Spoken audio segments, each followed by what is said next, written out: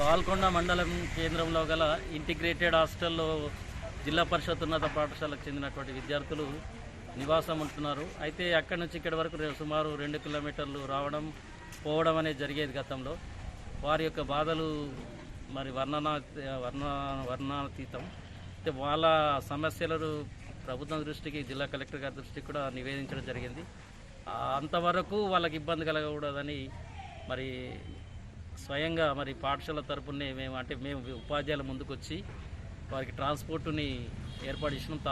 ఇప్పుడు ఈ సంవత్సరము ప్రభుత్వం నుంచి కనుక ఏదైనా స్పందన వస్తే బాగుంటుంది. మేము అటు రోడ్డు మీద పోయేటప్పుడు బస్సులు లారీలు అన్నట్టుంది.